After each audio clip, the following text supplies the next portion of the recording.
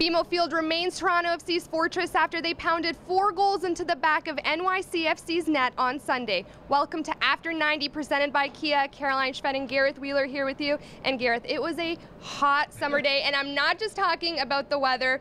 I mean, let's think about it. Just 11 days ago, Toronto FC played NYCFC at Yankee Stadium. They drew the game 2-2. And then today, NYCFC comes to BMO Field and Toronto FC wins by 4 goals. Could anyone have predicted this? Well, it was a much different Toronto FC team. Let's start with that, with Morrow, Bradley, and Altidore coming back from international duty. And Toronto FC were undermanned 11 days ago. So the way the game played out, actually in a real field, not a baseball diamond, really played in Toronto FC's favor. And look, I didn't even think that Toronto FC played their best game today. It was a little bit about survival because summer finally arrived here in Toronto. But when you have top players like Sebastian Giovinco, Josie Altidore, Michael Bradley, and you surround them by a really solid core, and I think you saw the depth, the difference in quality between the two teams today, it skewed in Toronto FC's favor, and there was a ruthlessness about the group scoring that first goal in the first half. You give Sebastian Giovinco a yard, or an inch, you might as well give him a yard because he turned Andrea Pirlo inside out.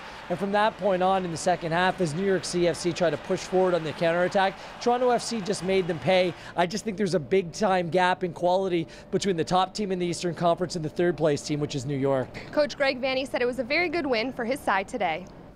Today was a good win for us. Obviously a tough opponent who's right behind us in the standings, and to get a little bit of a cushion from them and separate a little bit from Chicago is obviously important today. So we try to make a statement every game we play, and that's today was no different in terms of our attempt, and really it's just to, again, I've said it many times, to be the best version of ourselves. There's things we can continue to get better at. We're trying to do that every day.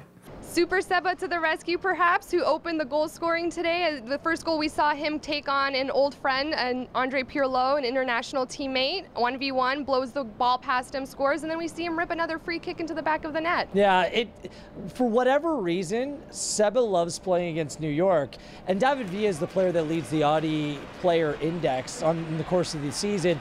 He's the reigning MVP, but Seba's still the best player in the game, so I think that Sebastian Giovinco might take it personally, which is a good thing, using that for extra inspiration. Like Josie Altidore scores a great goal for free kick in the Gold Cup. You're wondering, hey, is Altidore going to take some free kicks? Well, Seba back in the net as well. I thought he was great on the day. A wonderful assist to Raheem Edwards as well.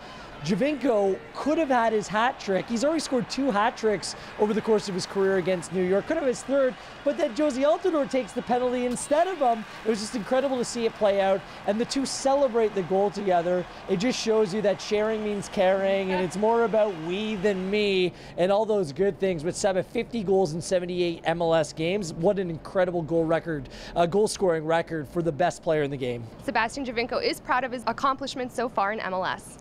Somebody told me I have this record, but it's okay. I have